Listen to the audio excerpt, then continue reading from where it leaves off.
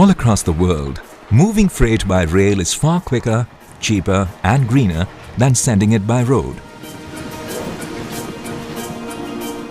But in India, it is slow and unpredictable. This is because the same tracks carry both passenger and freight trains, leading to severe congestion and delays on major railway lines. And costs are amongst the highest in the world.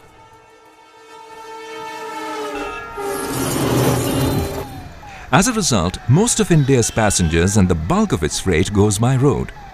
But now, things are set to change.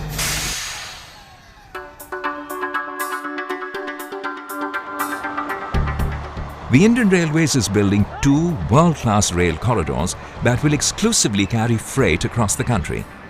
The Eastern Dedicated Freight Corridor will run a distance of almost 2,000 kilometers from Ludhiana in the north to Kolkata in the east.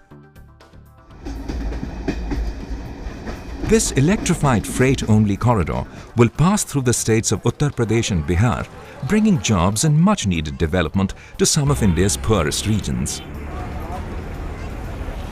Construction of this new double-track railway line will ease pressure on existing tracks and transform the way goods are moved along one of India's busiest routes. The corridor is being built using state-of-the-art technology and modern management and procurement approaches on a scale that is unprecedented in India. For the first time in the country, rails of a quarter-kilometer long are being laid using the latest automated technology.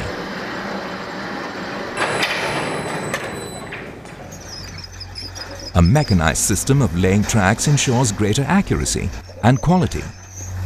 While existing methods in the country manage a daily average of just 100 meters, the corridor is being extended by almost 1,500 meters every day. As you know, DFC is the mega infra project undertaken by Government of India, and it was launched with the technology that we will segregate freight traffic from the passenger traffic. Today, the average speed of the freight train is around 25 kilometers an hour, which certainly can be raised to 70 kilometers an hour after completion of dedicated freight corridor.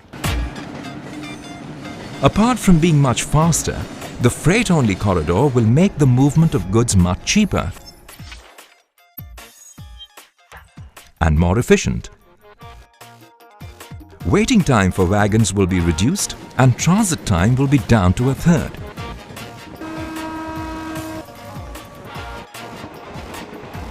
Moving freight from road to electrified rail will also consume far less energy and substantially reduce greenhouse gas emissions.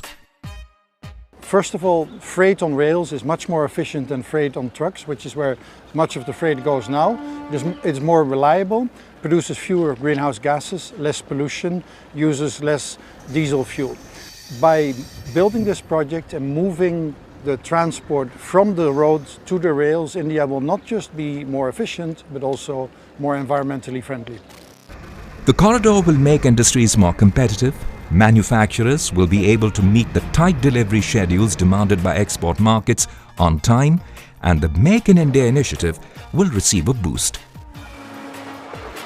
With freight travelling along different lines, passenger services in the densely populated Lower Ganges Basin will also improve, benefiting large numbers of low-income travellers who rely heavily on the railways for affordable travel.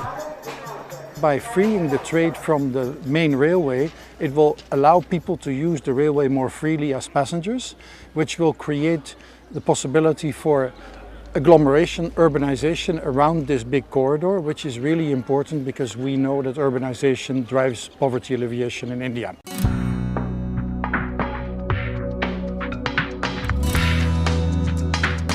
The experience gained in implementing a project of such magnitude and complexity will enable the Indian Railways to create one of the largest freight operations in the world.